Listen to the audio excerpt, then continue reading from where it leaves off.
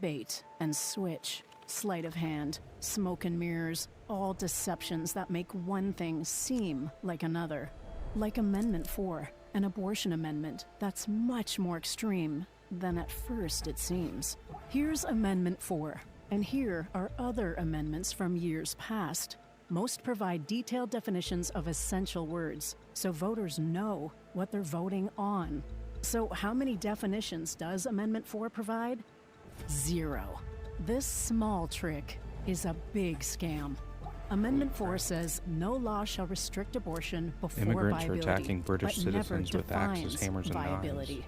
It allows late-term abortions for a patient's health, but never defines patient's health. It allows so-called healthcare providers, not doctors, to define these terms, but never defines healthcare provider, a term broad enough to include non-medical staff at abortion clinics. Just as bad, Amendment 4 eliminates Florida's parental consent laws, replacing consent with notification and making abortion the only medical procedure a minor could undergo without a parent's consent. They didn't have to write Amendment 4 this way, but they did. Why? Y'all still there? Because they want to deceive you, to make their extreme amendment seem reasonable. This is what Amendment 4's ballot summary says, but this is what it means. No law shall prohibit any abortion at any time for any reason determined by abortion clinic employees. This amendment makes abortion the only medical procedure your child can undergo without your consent. It sounds extreme, because it is extreme. No definitions, no doctors, no parental consent. Amendment 4, way too extreme, and not what it seems. So what you guys just saw should be very disturbing to you. This will be a very big topic for this episode. Welcome to the Bearded Federalists Show, episode 5. I am joined here with Zach and Mark. So today, again, our topics for today are going to be down here, just below me, between me and Zach. So, say no to Amendment 4 is our first topic, which is the video that you just saw. We have Israel in the Middle East, Venezuela election, Democrat seats up for grabs, the DOJ plea deal with the 9/11 Masterminds, and Kyle Rittenhouse. Anything we don't get to this list below, we will record another episode for tomorrow, so stay tuned for that. I have quite a bit to say on this say no to Amendment 4, but this is Mark's big topic here, and I think he knows quite a bit about what's going on in Florida. He pays attention to the GOP politics there. He's been tweeting about it all week. I do believe we have at least one person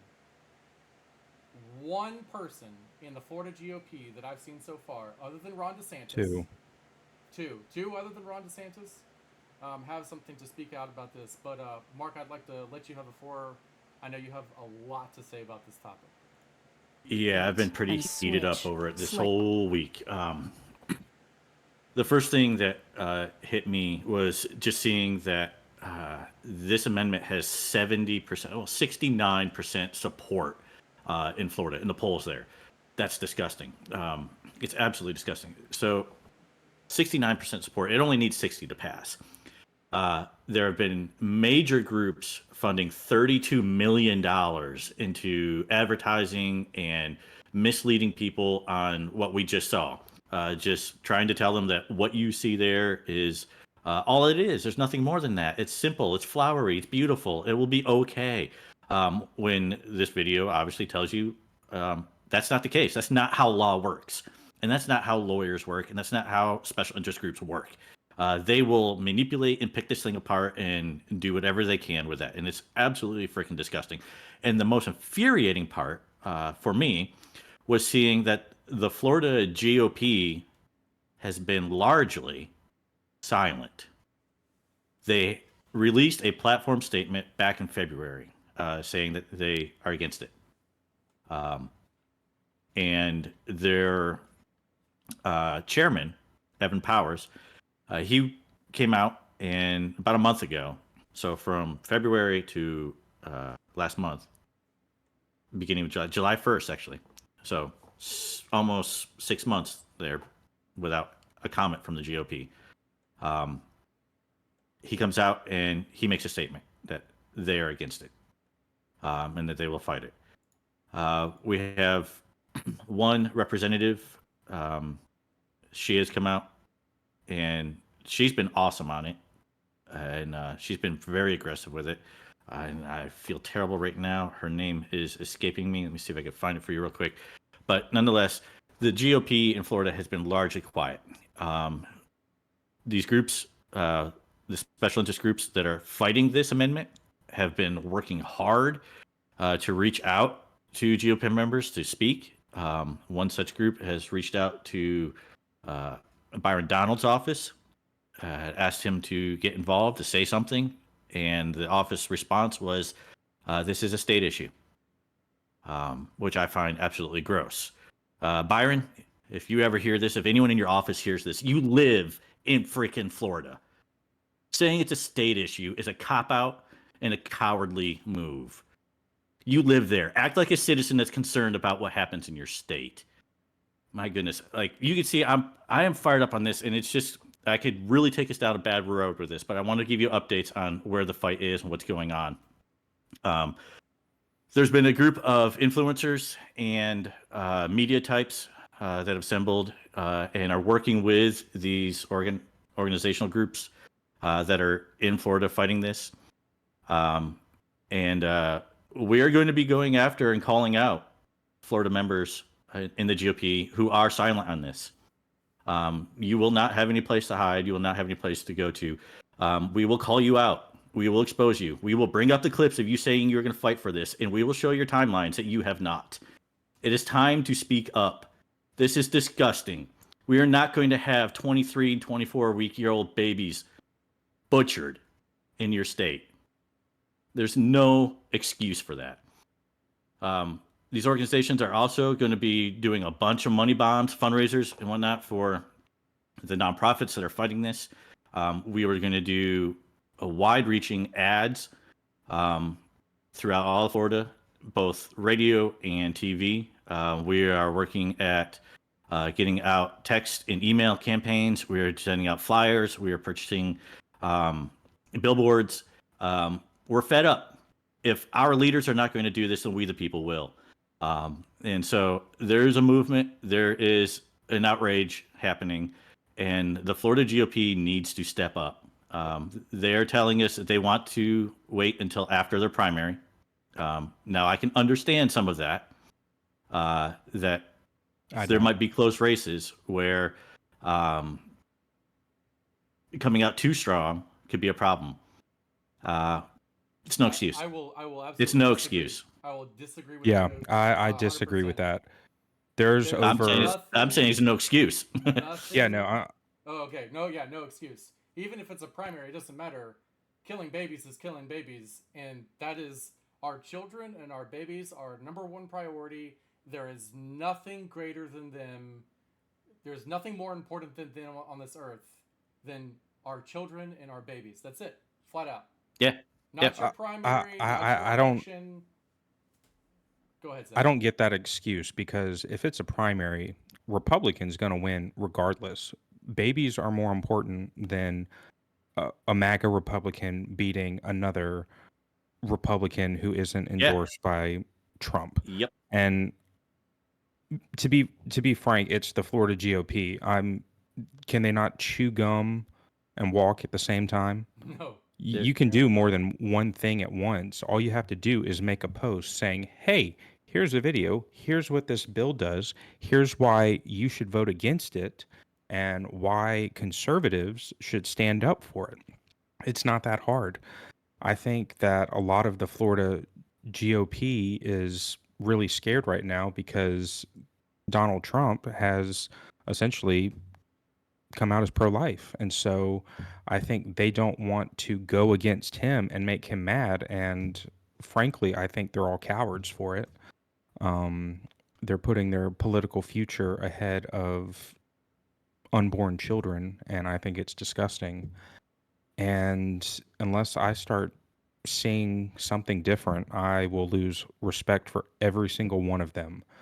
except for Ron DeSantis and the two other people that are speaking out. Ron So- DeSantis, Evan Powers, and Michelle Salzman are the heroes here. They're the only ones speaking out on this whatsoever. Michelle is the only one other than Ron DeSantis that I've seen, but I'll look for Evan.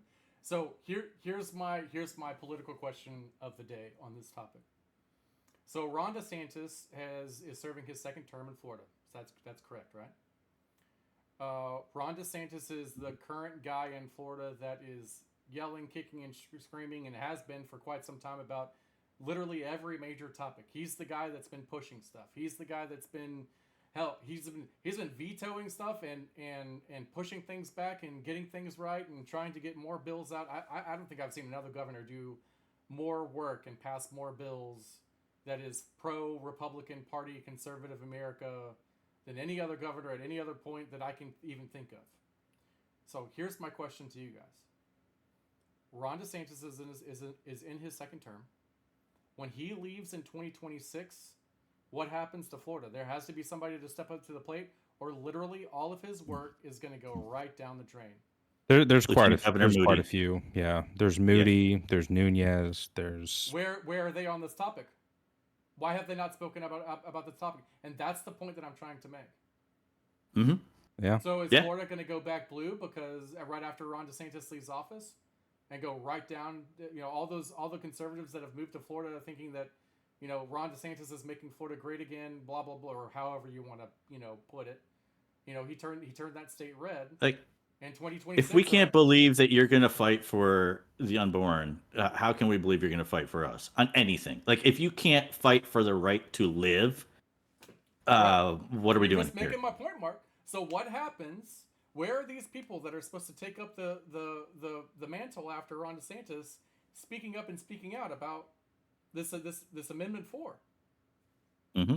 And I believe if they, I mean, obviously we have a long time to the election. We still have, I mean, literally 90 days in an election cycle is a crazy amount of time. So things have, people have time to come forward and speak out and campaign against it and all that stuff. But as of right now, I don't think the future of Florida and post 2026 is going to be looking very good.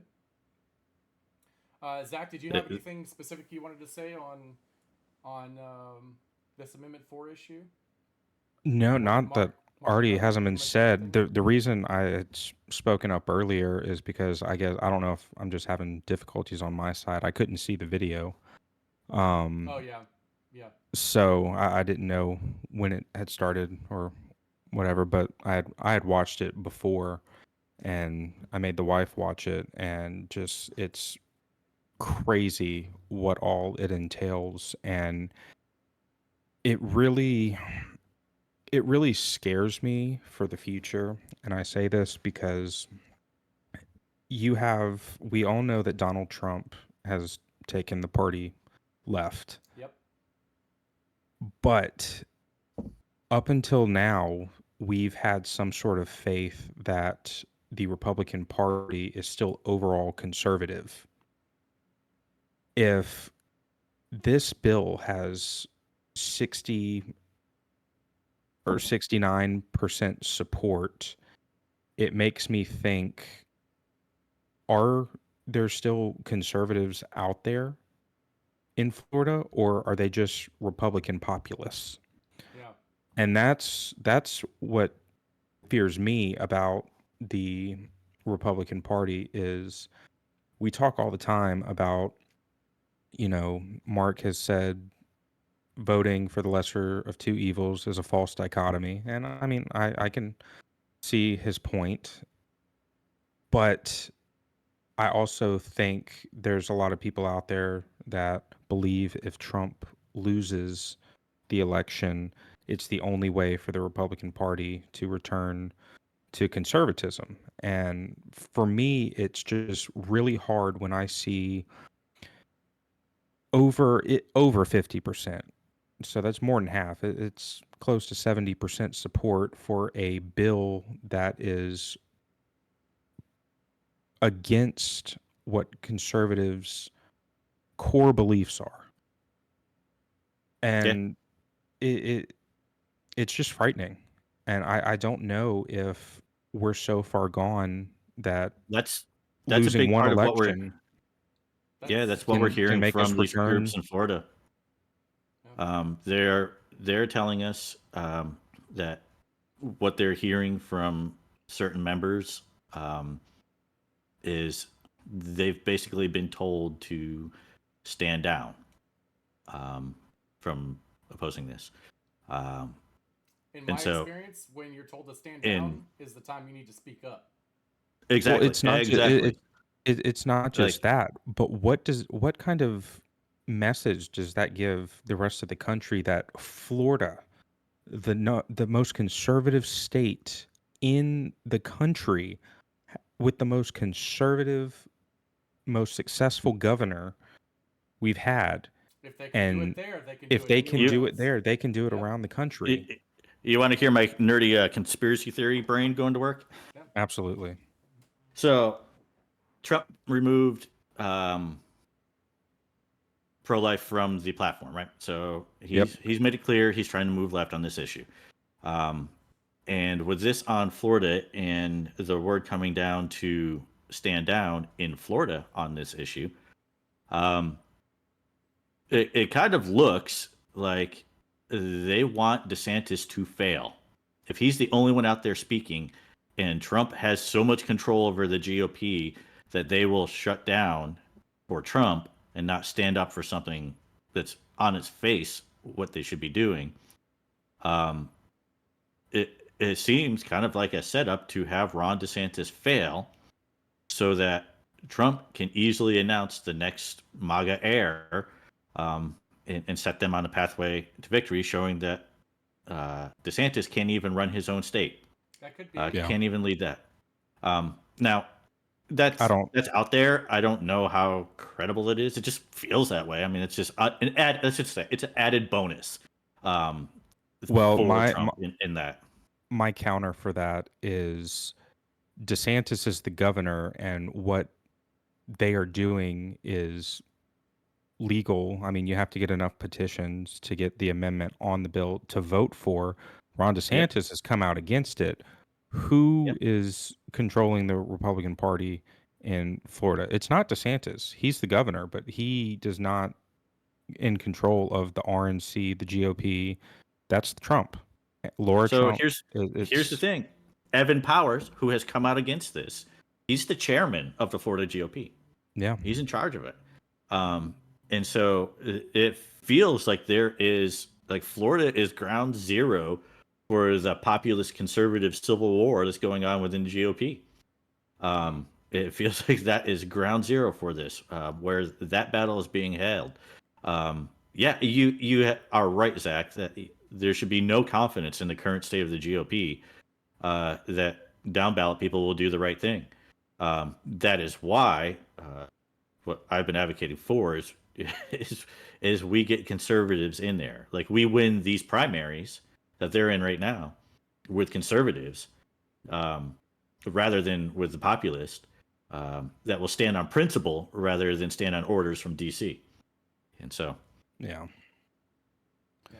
But I mean, I've seen a lot of people that are just they're fed up with both sides, and it's been really rightfully so. disheartening. It's been really disheartening to see those on the right who claim to be conservative come out in support of Kamala Harris and what it looks to be now Josh Shapiro. And I don't get their argument. I realize they want Trump to lose, and I fully could understand and support someone voting down ballot or abstaining from voting for president because they don't find it, in their heart to vote for either of them. But when you want Donald Trump to lose so badly that you are supporting a full out socialist like Kamala Harris and everything she supports and wants to do just on the first day of her becoming president, You it have to goes support. against everything conservatives stand for. And I think these people look like absolute fools. Yeah. And it's really disheartening because, they'll have, DeSantis in their name or bio, and it looks poorly on actual conservatives and overall DeSantis. You Yeah. know, granted, it's one person, but you know, when you have thousands of followers and you have a platform, you need to be aware of that. Yeah. So, Yeah. All right. I So we I I think we should I just move on. want to add one more sentence to all of this. Okay. Donald Trump is a citizen of Florida. Where the hell are yep, you? Where yep. are you, coward?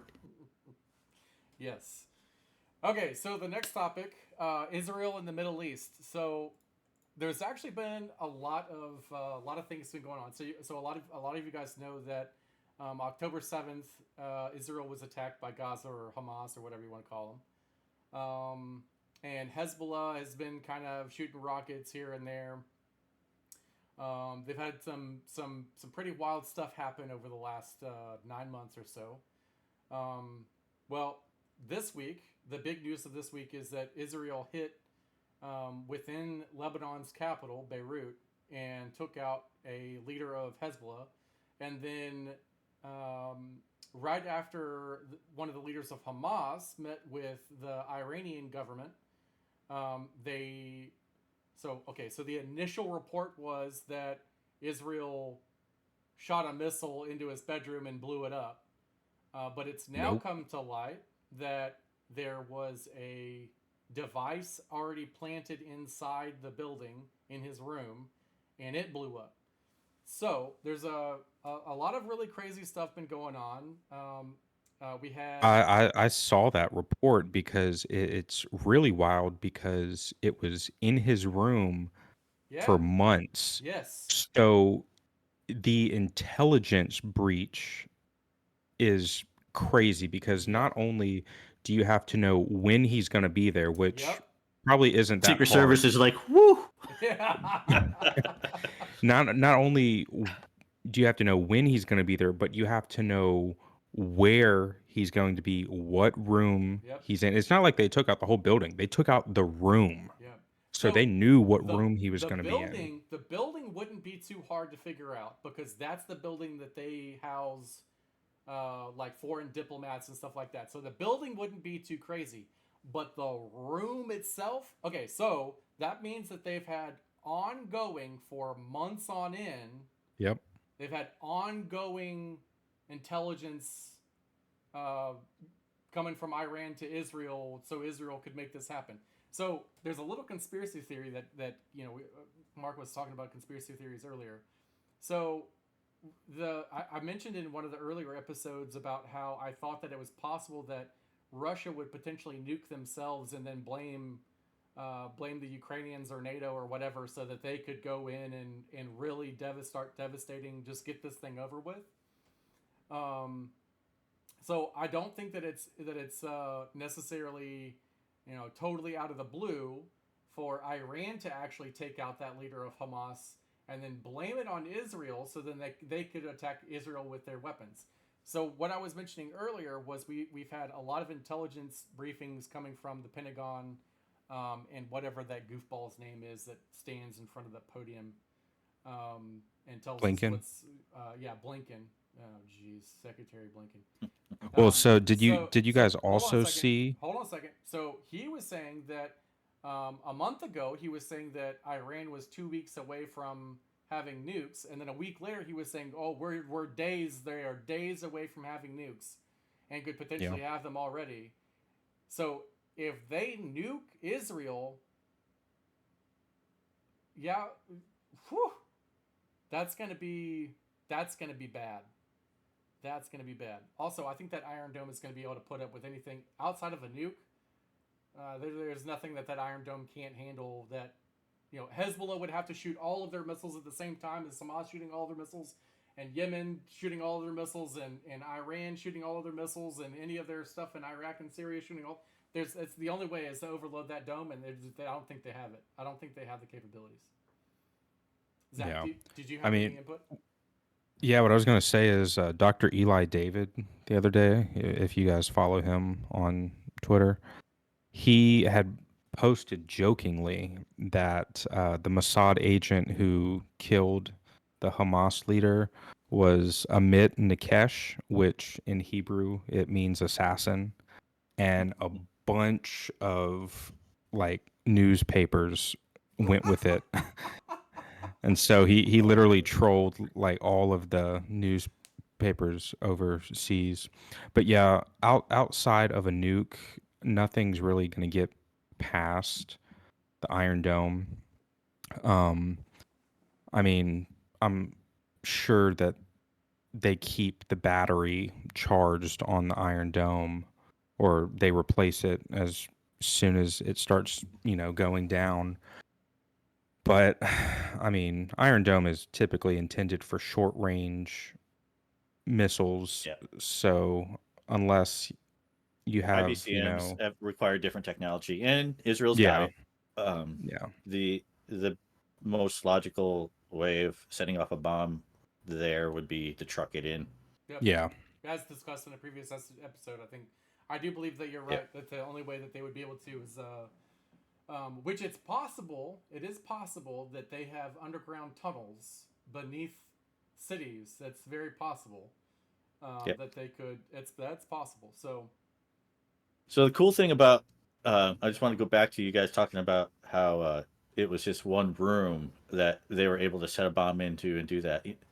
The Mossad has a long history of doing exactly that. Yeah. Like, I don't know, we're in Olympic season right now, and we were just talking last episode about how the Israel team there needed extra security because we remember what happened in the '72 Olympics with Munich, where they were kidnapped and then killed on the airfield trying to escape. And then Mossad afterwards hunted down all of those terrorists and killed them one by one. And one of them, the way they did that is they put a bomb in the telephone and then called him, waited till the guy got on the phone, told him he was dead, and then killed him. Like, they have a history of doing exactly this. You don't mess with Mossad. yeah. Well, I don't know how it's one thing to plan it in a room, but you would think that his security would have done some kind of search or was able to find it with today's Complacency. technology. But yeah. Yep. So Well. Since we're on the topic of geopolitics, what about this Venezuela election? Have you guys heard about the riots and everything that's going on? I know, Zach, you mentioned something earlier. Yeah, there were some protesters that were getting shot at by the military because Maduro was ordering, them to be shot. I don't know.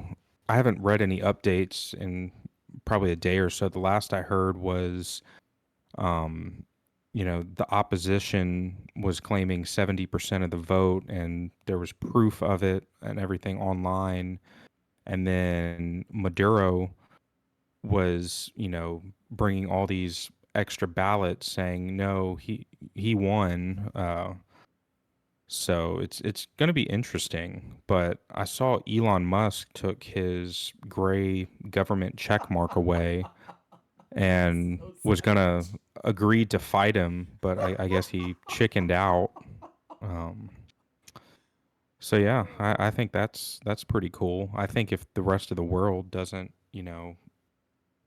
recognize him as a leader, and then his own government starts to not recognize him as a leader, they can finally get rid of, their dictator. But I'm pretty sure I've heard he's already fled the area or possibly even the country.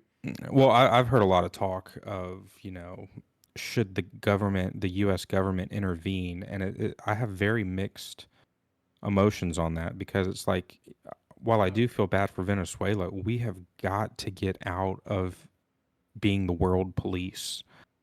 You know, it's one thing when our allies are attacked by terrorists and Americans are taken hostage. That's, in my opinion, you can intervene. But if they voted for a socialist dictator, they need to rise up and get rid of him on their own. Yep. Why the U.S. doesn't need to come to aid every other country whenever they do stupid crap. Yep. You I know, agree. I agree quit with that. voting for liberal dictators that want to, put socialism in Yep. place. So that's a good It's point. not going to So work. so Venezuela, there was a report that I read on Twitter about Venezuela being like the number 3 or the number 4 economy in the world, and they had the best I saw healthcare that. system, and blah blah blah blah blah. And then I think that was in the 90s, and then they started voting in these socialist dictators, and just totally ruined the whole country. And they're a third world country all over again. So I So got a funny connection with Venezuela with all of that. There's a guy that works in my office. He's a cool dude. I've talked with him a lot about a lot of different things. He's from Venezuela, and he's American citizen now. And his grandfather had signed. He was one of the signers of their constitution back when they declared independence back in the 70s, 60s, something like that. And then his father was the minister of agriculture in Venezuela. And they fled when Hugo Chavez took over. His father sold as much as he could sell and then gave away everything else and fled to the United States for asylum, and then became citizens. And pretty cool story there. But he has a lot of insight on what's been going on there. And he was talking about, when Maduro took over, it was 14 years ago. And what we're seeing is Gen Z that has been born into the failures of communism within that country are fed up and tired and are fighting back. And so good. these protesters and this turnabout here is coming from this younger generation who has been born into this and sees it for what it is, and they're tearing it up. He was talking about how Venezuela had, like I said, the number 3 oil reserves in the whole world. Like they have massive oil reserves down there, and that Maduro, when he took over all of those enterprises and everything, he ran it into the ground so bad that the refineries cannot keep up. When they took over, all of the middle class fled. So all your engineers, all your scientists, all your people that know how to run all of this left. And so now the poor, uneducated, inexperienced people were left to try to maintain this stuff, and it's all fallen apart. And so that's what Gen Z's growing up into. They're like, there's no education, there's failure everywhere, where there's no food on our shelves. This is enough. And so, yeah, they have turned it over. 70% looks to be about accurate. And now it's game on, and we'll see how that plays out. Should we get involved? No. I don't like the idea of a communist dictatorship in our backyard. And those oil reserves are a great thing for trade that we can always consider and deal with there. I think we have an interest in keeping peace in our hemisphere, but we do not have an interest in Venezuela, in what they're doing there. So it's not our business. Stay out of it, and let the people there take care of their country. Yep, I agree with that. Okay, so Mark was talking earlier about these Democrat seats that are up for grabs. So I'm going to read off the 7. There's 7 Democrat seats, and then I'm going to hand it over to Mark. There's Arizona, Michigan, Montana, Nevada, Ohio, Pennsylvania, and Wisconsin. So these are these should be easy wins, Mark, for the Republican No. Party? No. Nope. But they are up for grabs. So those 7 states are Democrats that are up for re-election, or they are term limited out. So these are seats that are up for grabs. Okay. Some of them, all of them are within, according to all the polls right now, all of them are within the margin of error in the polls. So it is doable. the forecast, though, for these as the election season is getting ramped up and going on, is not looking good for a lot of them. I don't see Kerry Lake winning in Arizona. Yep. Nope. I don't see that happening. I don't see us taking Pennsylvania. I'm honestly fine with her losing. I think it'll finally convince the GOP that she has done absolutely nothing but lose. I'm not happy that Mark Lamb didn't win because I think he would have made a great senator. You But- know that's the same logic that people are using to vote for Kamala. Yeah. So, but- Except Kamala is an open socialist. oh yeah, So I mean, there's a difference when one. I kind of is, argue that everyone in the Democrat Party is. I kind of argue Yeah. that position. Yeah. But I don't see, especially if what the rumors are looking like with Shapiro being her VP. I think Pennsylvania is off the board for the Senate race. Voters there will largely just vote straight line, and so they'll inherit that Senate race as well. So I don't see that happening. Really, the only two races that I think are looking very good to win are Montana and West Virginia. Let's see, this is Montana here. We got Sheehy versus Tester. Right now, Sheehy in the polls is up about 5 or 6 points. And that's what you want. So I don't know how many of our viewers even know this, but when looking at polls and looking at a margin of error, that is the pollster telling you if it's within that, we don't really have the data to say who's winning. We just don't know. It could be anywhere in this. Okay. And so to get outside of that, so let's just say it's 3 points. If the margin of error is 3 points and you are at 4 points, it doesn't mean that you are looking at winning. You actually have to take it, if this is 0 line and the margin of error is 3 points up, but it's also 3 points down, you have to have that much of a victory in the polls to have it really look like you are winning. So if it's 3 points, it's 3 points up and down. You need to have 6 points to really say they're going to pull off that state. They're winning in that state. And so in Montana, Sheehy is up 5 or 6 points in almost every poll. So it's looking really good. And we're seeing that in West Virginia too, right around there. So those two are looking to go our way. Now we are at 50 right now, and none of those seats are up for re-election.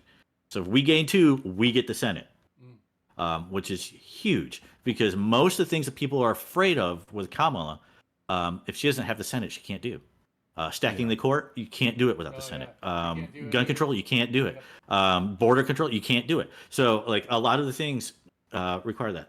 Now here's the issue: is 2 enough?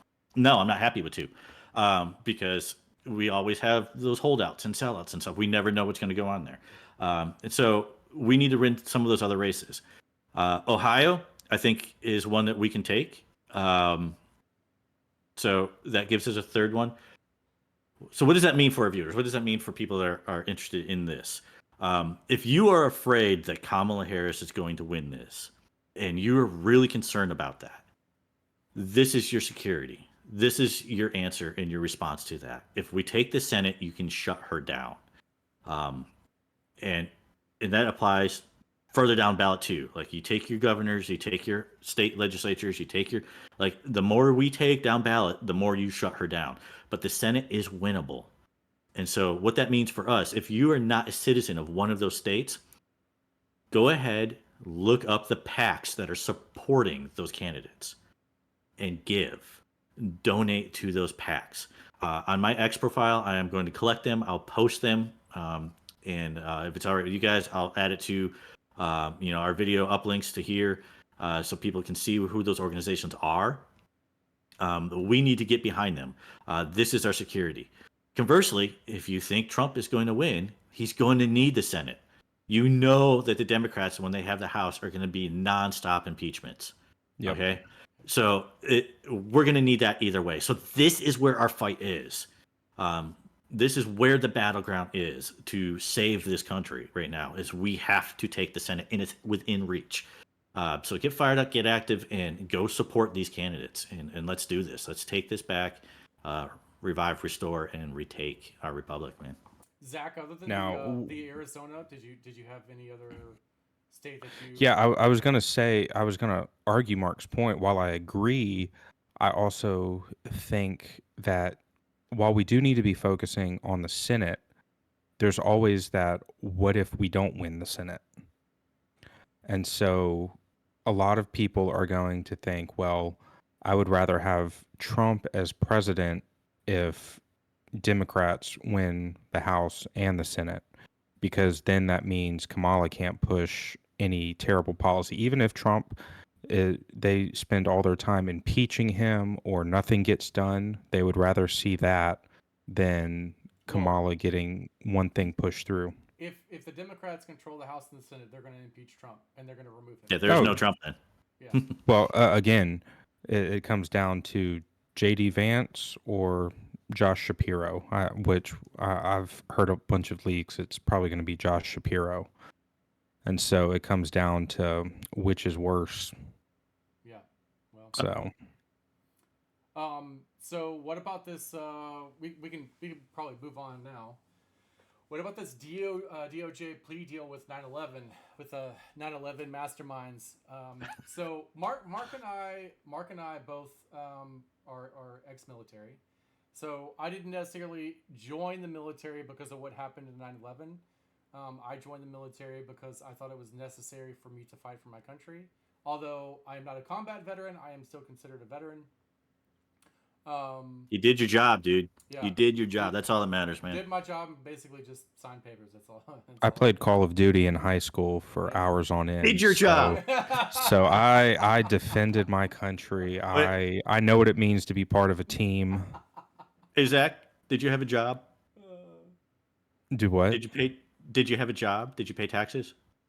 Yeah, I mean, I work in missile You defense. did your job. So You did your job. Well, I'm Civic keeping us Duty safe. 101. So I know we're all laughing about this right now, but I have a lot of buddies in my regiment group, and big shout out to them, by the way, that are extremely disappointed because they joined the military specifically because of 9/11. A lot of these guys are probably 10, 15 years older than I am. And although I remember where I was and what happened on 9/11,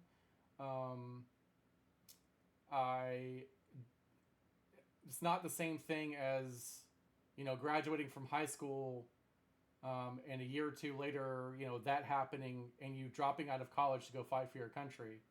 A lot of those guys have messaged me and they're like, "Oh my gosh, we like I can't even put into words how mad I am." So over the last year or so, and that or really since the Biden took office, the withdrawal from Afghanistan. So that was a whole debacle of its own, where a lot of my battle buddies have expressed that they felt like their effort and their work in the Middle East was literally just thrown to the garbage. Like it just was pointless to even do. I lost family. I lost battle buddies over there in the Middle East, and I feel like their life was now pointless because of the whole Afghanistan thing. And now I understand that Secretary Austin revoked that plea deal, but tons of blowback. Even considering a plea deal for okay, all right, back up. Why are these people still alive? Yeah, drop them I'm in general not populace. for lynching. I'm not for anything like that. But if you attack my country, I'm gonna hang you on the courthouse steps. My issue is, why did a plea deal even matter? We had enough evidence. We knew they were guilty. We didn't have to hear their confession or have them sign anything to make our justice any more swift than it needed to be. I think they need to be given the death penalty, and I think they need to be. I personally believe with people like this, they need to be given death in the most worst way possible, and I mean that as not anything that glorifies them. They need to not only be made examples, but they need to be humiliated, and their life needs to end. What would be I'm a firm. funny is if we did the execution, didn't tell anyone we're doing it, and then like 3 months later, like, oh yeah, we executed them back then. Like, make it such a non-big deal. Take all the Yeah, smoke out of their martyrdom. yeah. Yeah. So, yeah, it's like Frost said. You know, I'm a veteran. I enlisted in 2000, and so I was on top of a Black Hawk helicopter, torquing down. We have this giant nut inside the main rotor that attached it to the hub there, and we call that the Jesus nut. It's got several other bolts that go down there, but if that comes off, the whole thing comes apart, right? So that's why we call it the Jesus nut. It holds us all together. And so I was up there torquing that when I started hearing guys coming out of the offices saying, you know, we're under attack. We've been hit. And so that was my introduction to, oh, I'm going to war. Yeah, I signed up in the time of peace, and now I'm going to war. And yeah, lots of friends. I've been intimately connected to a lot of the biggest aviation incidences in theater there were. People have heard of Extortion 17. I was on the base that crew left from, and I was supporting them at the time. People heard of the major crash of two Black Hawks that crashed into each other in Iraq over Mosul. That was my unit. So like I lost 50% of my AIT, which is where you get trained to do your job. 50% of my AIT class has died on the job. And so this was very personal. To add to it, I'm from New York, born and raised in New York. And so these guys attacked my home. So I have a very personal, visceral hatred for them. So I was irate when the news came out that the plea deal had been made. The argument that the prosecutors were making for the plea deals is because of their detainment in Guantanamo, because of the tortures and enhanced interrogations that they were going through, that there were so many issues to resolve legally to get through that they were never going to be able to get to it. You know, that attack was in 2001. We're in 2024. This is 23 years now. And they're like, we just are never going to be able to defeat all of these things. And so we have to take the plea deal, was their argument. What I loved was what Secretary of Defense was like, oh, hell no. No. We're going to kill these guys. We're going to give them, yeah, this is going down. He was so upset, he stripped the ability to make plea deals from the prosecution whatsoever and removed that prosecutor from that. So like he tore it down. Was like, no, are you kidding me? And so that was awesome.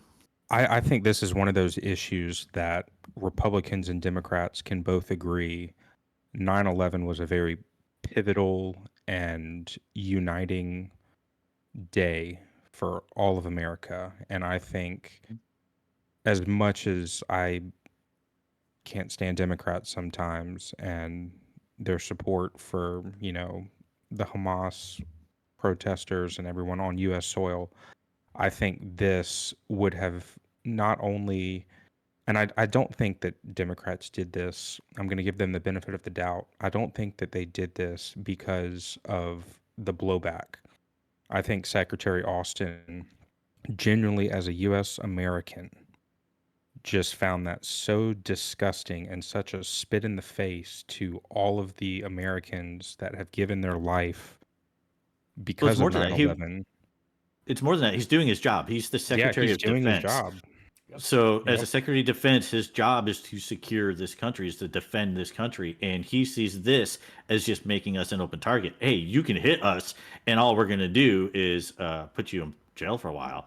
Like, Yeah. we'll feed you, we'll give you cot, well, you can watch some TV, we'll take care of you. I'll give you the better life here than you had there. I also don't like so- life in prison for terrorists because it gives future administrations the okay to do prisoner swaps, Yep.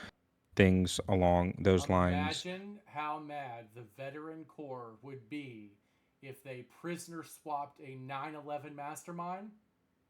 Yeah. oh yeah, yep. Oh Like yeah. I can, Did I you can guys see feel also? my neck pulsating just thinking about it. Yeah. They're doing Did you one guys with also see I the think it had to do with like Russia or something. Yeah, They were doing there's some that. sort of prisoner swap, and I'm sitting here thinking we have got to quit letting people go over to Russia and get captured. Yeah. Like, quit going. Yeah. So I don't know if you guys also saw, consistent with what the DOJ has been doing, the attackers for Quantico, the guys that breached the gates of Quantico and were trying to shoot up that place 3 years ago, they bonded them out this last week, the day after the plea deal came out. So those guys right now, those terrorists that infiltrated and attacked Quantico, are on the streets If you're deemed a today. terrorist, there shouldn't be a bond. Yeah. There's Yep. no. Are you kidding me? Yep. Or make it if That's- you Now- legally required. Make That's- it the maximum you possibly can. Now, That's the here's Biden-Harris DOJ for you. This is what they here's are. This is what we'll get with the where- Harris presidency. here's where my logic comes in as to why I said I would vote for Trump. Is because despite all of the negatives he has done, and believe me, there are many, he cared about the country enough to keep it safe. And I do think safety was a major concern of his. And I do believe optics did matter to him. And I know that if something like this had happened during the Trump presidency, there would be no way in hell they would be bonded out. They would be facing prison for life, death penalty. And that's one of the reasons I'm going to vote for him. And again, optics. I want my kid to grow up in a country where, the president, because I mean, my son's 1. I want him to grow up in a country the next 4 years, no matter what's going on. I want to hear Merry Christmas. I don't want to see anything on Easter that is an abomination. I want the president to give off the illusion, I know for Donald Trump, of being a Christian nation. Whether that means putting his hand on the Bible, holding a Bible up, even though I know damn well he hasn't read it. It's much better to me than the alternative. I don't see that happening this time. I mean, I watched the Republican National Convention. Oh, no, I know that, but you don't think he'll That's be the new Trump. No, I don't. holding I up think his he'll be Trump pushing Bible, trying to get people to... No, I think he I think will. he'll be embracing other faiths and stuff like that. I Well, think he's be you pushing also it to get other. that. You also get that with Harris too, but Yeah, I'm saying there's no difference in that result. Well, not since in that, yes. But again, I'm looking for right now safety, and I think Donald Trump will keep us more safe than Kamala Harris, because I think a lot of the countries, especially Iran, where they have all of women are just excluded from everything. I think they're going to view the U.S. as even more weak than under Joe Biden, and they will try something. And I don't want that. So So since we're talking about the Trump administration and things that he's done and things he's saying he's gonna do, what do you guys think about this Kyle Rittenhouse debacle that happened? What was that, Thursday? Was that yesterday or Thursday? It was yesterday. okay, It was a 12-hour period yesterday. Let's hear yeah. this. So all right. So my opinion, Kyle Rittenhouse grew some major balls.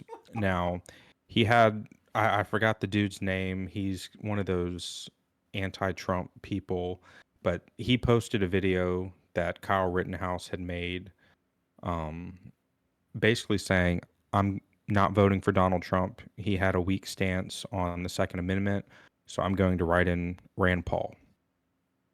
Online went crazy.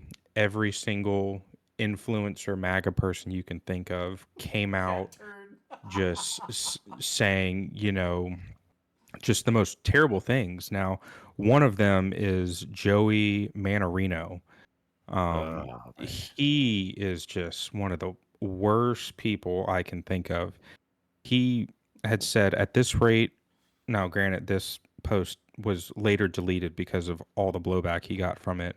He said, at this rate, I wish they would have found him guilty. So many people wasted money on him, time on him, etc. And he does this to us? No, screw him and the horse he rode in on. And just so much blowback. And people are forgetting they helped him because he was innocent. He killed like two pedophiles and a domestic abuser and was going to go to jail for it. Of I course, they didn't know helped that him. supporting self-defense was a quid pro quo. Exactly. And so, if anyone is to blame, it's the right because they've propped him up. Because, I mean, at the time, he was like 17. And so, he's still a kid. I mean, he's in his early 20s. He doesn't really know too much. If Second Amendment is his only, voting issue, he still has a Yeah. lot to learn. But, you know, he got all this blowback. And then about 12 hours later, Kyle came out, saying that he talked with the Trump team and they've made assurances that Trump will be more caring about the Second Amendment this time. And in my eyes, that is a good thing. That is more than we've gotten from any person on the right that is pro Second Amendment that, has done anything. Uh, Now that we have those assurances, maybe we can actually hold Trump accountable and go back to that little post he made saying, well, you told Kyle Rittenhouse that you were going to be more pro 2A, not that you're going to sit here and ban bump stocks. But, and then, of course, as soon as he posted that, Joey Kyle came. pushed Trump to the right. That's Exactly. awesome. Good job, Exactly. dude. And I love it. And so then, of course, you have the cat turds. And then, of course, Joey came out and said, good, I've been very hard on you today, as harsh as can be, because you needed it. Stay with MAGA. That's where you belong, and you'll continue to belong so long as you don't say completely insane crap like you did yesterday. Colty. And it's just, if I were basing my vote on the people alone, there's no way in hell I would ever vote for Donald Trump just because of a lot of his supporters. But I realize there's crazy people on all sides. I got a name for you that it might trigger you. Laura Loomer. Yeah, no, Laura Loomer is Yeah. one of the most despicable people I can think of. I remember not long ago she had 400,000 followers. Now she's got well over 1 million, to the point where my uncle, who has his own radio show, I asked him, like, hey, have you ever heard of Laura Loomer? And he's like, oh, yeah. He's not a fan of her. And he's a Trump guy. And so there's people out there that, don't like her or don't like a lot of the people within the movement. But I guess we're just at that point where the other side is just so bad that people are literally convinced lesser of two evils. And I know what Mark's going to say. The lesser of two evils is a false dichotomy. I get it. But a lot of people also aren't as smart as Mark and don't see the same way he does. Well, But we have about 30 So- seconds left. So, Mark, last thoughts. We had this guy Walt Wang, who posted a great summation of what we're seeing in MAGA world right now. He is a Chinese, not immigrant. His family came over here, but he's like my great grandfather's best friend. Co-founded the CCP. My grandfather helped lead Cultural Revolution. Without a difference between Chinese and English, they would have difficulty differentiating this event from Maoist struggle sessions. And he posted the image of the Chinese shaming somebody for not towing the line. I've made the point over and over again that populism, that the Trump world of populism, is so close to akin to being socialist that it's getting hard to tell the difference now. It's the exact same tactics, it's the exact same policy, it's the exact same everything. And so it's hard to see that this is a lesser of two evils. The nuances and differences are minute. I'll agree they're there, but they are minute. And we have to take this Senate, and I hope if the viewers take anything from this, is to get active, fight for that Senate, help those West Virginia, Ohio, and Montana. Try to support those candidates running there, and let's protect ourselves from either of these people that take office. And so that would be my shout out there. The last 30 seconds I want to say is revive, retake, and restore this republic. Right on.